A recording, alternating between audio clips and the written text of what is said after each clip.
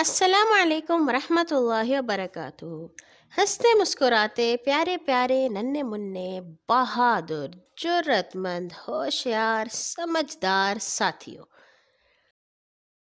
خوش آمدید، جہاں پہ آپ روزانہ سنتے ہیں مزیدار رنگ برنگی نئی پرانی ہستی ہساتی سیکھتی سکھلاتی مزیدار کہانیاں۔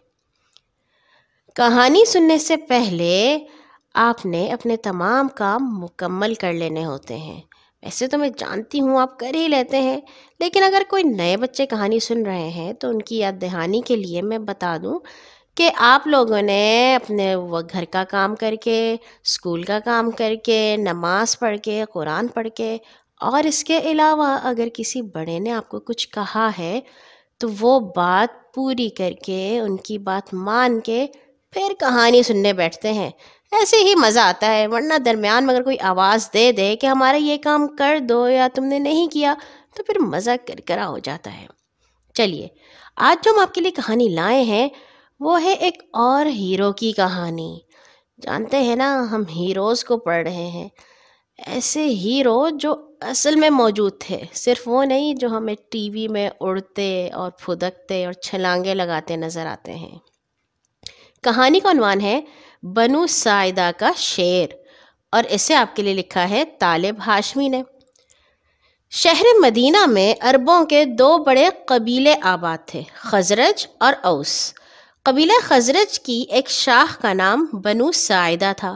اس خاندان کے ایک نوجوان ابو دجانہ سماک بن خرشہ اتنے نڈر اور دلیر تھے کہ مدینہ کے لوگ ان پر فخر کرتے تھے اور ان کو اپنے شہر کے نامی بہادروں میں شمار کرتے تھے۔ ابو دجانہ بہادر ہونے کے ساتھ بڑے نیک اور عقل مند بھی تھے۔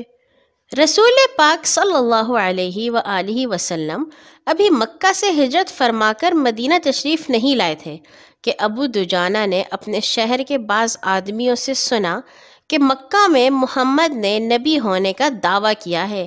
وہ لوگوں سے کہتے ہیں کہ ایک اللہ کی مانو، اسی کی عبادت کرو، بتوں کو پوجنا چھوڑ دو، برے کاموں سے بچو اور نیک کاموں میں بڑھ چڑھ کر حصہ لو۔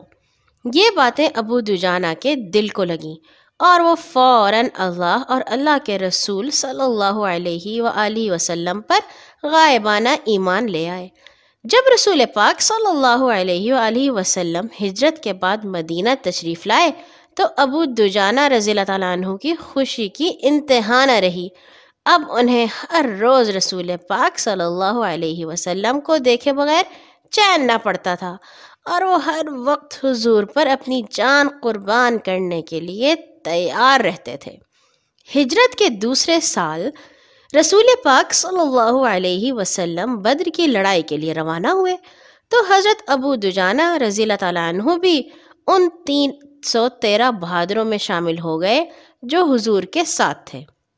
لڑائی شروع ہوئی تو یکایک کافروں کا ایک نامی بہادر عاصم ابن ابی عوف میدان میں نکلا اور اپنی تلوار ہلاتے ہوئے چیخ کر کہا، آج میں محمد کو مار ڈالوں گا یا خود اپنی جان دے دوں گا۔ عاصم بڑا طاقتور اور اونچے قد کاٹ کا آدمی تھا۔ اس کی للکار سن کر رسول پاک صلی اللہ علیہ وسلم کے ساتھی بے قرار ہو گئے۔ حضرت ابو دجانہ کو تو اس قدر جوش آیا کہ انہوں نے اپنے سر کے گرد ایک سرخ رومال لپیٹا اور دوڑ کر عاصم کے سامنے پہنچ گئے۔ اگرچہ قد کاٹ کے لحاظ سے ان کا عاصم سے کوئی مقابلہ نہ تھا، لیکن ایمان کے جوش نے ان کے بازوؤں میں ایسی طاقت بھر دی تھی کہ جاتے ہی عاصم کو اپنی تلوار کے ایک ہی وار سے مار ڈالا۔ یہ دیکھ کر ایک اور کافر نے ان پر حملہ کیا، مگر انہوں نے اس کو بھی قتل کر ڈالا۔ پھر عام لڑائی شروع ہوئی تو حضرت ابو دجانہ رضی اللہ تعالیٰ عنہ اس طرح لڑے کہ بہادری کا حق ادا کر دیا۔ اگلے سال احد کی لڑائی میں بھی حضرت ابو دجانہ رضی اللہ تعالیٰ عنہ بڑے جوش اور جذبے کے ساتھ شریک ہوئے۔ لڑائی شروع ہونے سے پہلے رسول پاک صلی اللہ علیہ وسلم نے ایک تلوار اپنے ہاتھ میں لے کر فرمایا، یہ تلوار کون لے گا؟ سب لوگ بڑے شوق سے حضور صلی اللہ علیہ وسلم کی طرف دیکھنے لگے۔ ایسا معلوم ہوتا تھا کہ ان میں سے ہر ایک وہ تلوار لینا چاہتا ہے، لیکن آپ صلی اللہ علیہ وسلم نے جب یہ فرمایا کہ اس تلوار کا حق کون ادا کرے گا تو سب لوگ ٹھٹک گئے۔ البتہ حضرت دجانہ رضی اللہ تعالیٰ عنہ کھڑے ہو گئے اور عرض کیا، یا رسول اللہ، اس تلوار کا حق میں ادا کروں گا۔ اس پر حضور صلی اللہ علیہ وسلم نے وہ تلوار ان کے ہاتھ میں دے دی اور ساتھ ہی فرمایا، اس تلوار سے کسی مسلمان کو نہ مارنا اور اسے لے کر کسی کافر سے مت بھاگنا۔ حضرت ابو دجانہ رضی اللہ تعالیٰ عنہ کی عادت تھی کہ لڑائی کے لیے نکلتے تو سر کے گرد سرخ کپڑے کی ایک پٹی یا رومال لپیٹ لیتے تھے اور اس طرح تن کر چلتے تھے جیسے دشمن ان کے سامنے کوئی چیز ہی نہیں، وہ اس کو پیس کر رکھ دیں گے۔ حضور صلی اللہ علیہ وسلم سے تلوار ملنے کے بعد انہوں نے اپنی عادت کے مطابق سر کے گرد سرخ رومال لپیٹا اور تنتے اکڑتے لڑائی کے میدان کی طرف چل پڑے۔ اس موقع پر رسول پاک صلی اللہ علیہ وسلم نے فرمایا، اگرچہ اکڑ کی چال اللہ کو پسند نہیں، لیکن ایسے موقع پر کوئی حرج نہیں۔ حضرت ابو دجانہ رضی اللہ تعالیٰ عنہ لڑائی کے میدان میں اس طرح داخل ہوئے جیسے شیر اپنے شکار پر چھلانگ لگاتا ہے۔ جو کافر ان کے سامنے آیا انہوں نے اس کو اپنی تلوار سے ٹکڑے ٹکڑے کر ڈالا یا سخت زخمی کر دیا۔ اس طرح مارتے کاٹتے وہ کافروں کی ان عورتوں تک پہنچ گئے جو ایک چٹان پر بیٹھی تھیں اور جوشیلے اشعار پڑھ پڑھ کر اپنے مردوں کو لڑائی کے لیے جوش دلا رہی تھیں۔ ان کی سردار ہند بنت عتبہ تھیں جو اس وقت ایمان نہیں لائی تھیں۔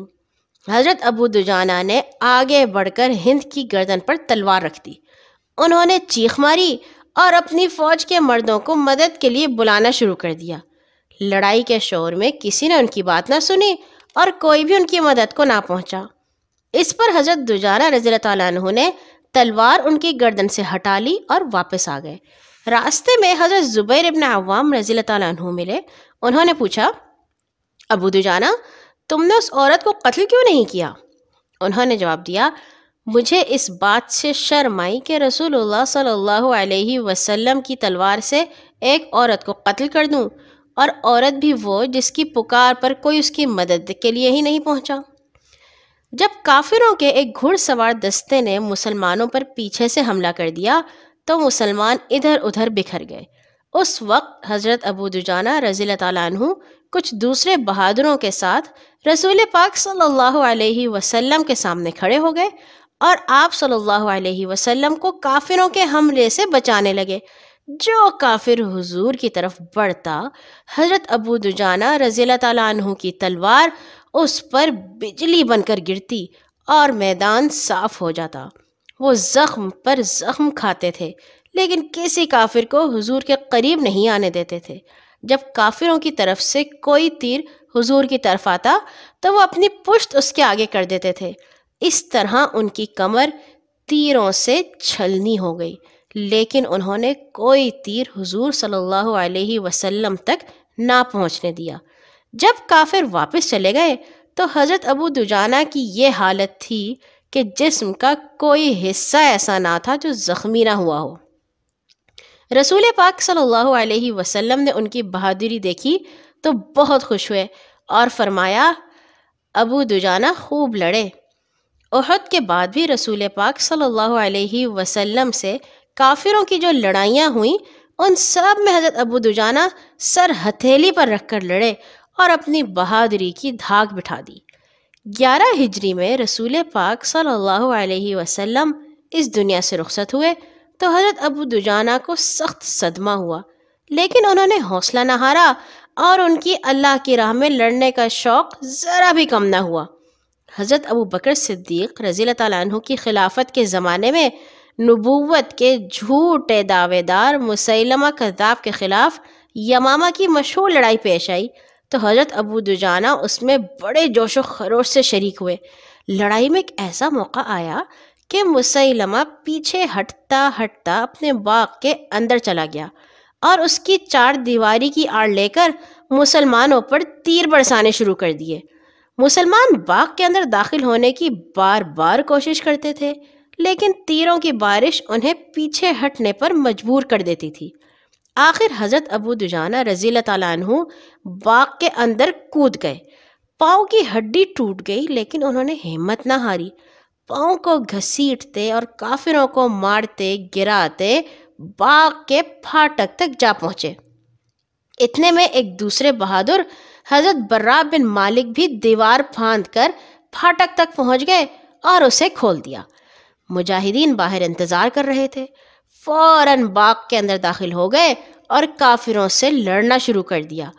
حضرت ابو دجانہ رضی اللہ تعالیٰ عنہ زخمی ٹوٹے پاؤں کے ساتھ بڑی مشکل سے لڑ رہے تھے کہ بہت سے کافروں نے ان کو گھیر لیا اور برچھیوں اور تلواروں سے چھلنی کر ڈالا۔ اس طرح بنو ساعدہ کے شیر نے شہادت کا رتبہ پا کر ہمیشہ کی زندگی حاصل کر لی۔ اچھے ساتھیوں، کتنے خوش نصیب تھے حضرت ابو دجانہ کہ ساری عمر حق کی خاطر لڑتے رہے اور آخر اپنی جان کی قربانی دے کر اللہ کو راضی کر لیا۔ آئیے دعا کریں کہ اللہ ہمیں بھی ان کے راستے پر چلنے کی توفیق عطا فرمائے۔ یہاں ہوئی ہمارے ہیرو کی کہانی ختم۔ کل آئیں گے ایک اور نئی کہانی کے ساتھ انشاءاللہ۔ سونے سے پہلے سب لوگوں کے لیے دعا کرنا مت بھولیے گا۔ اللہ حافظ۔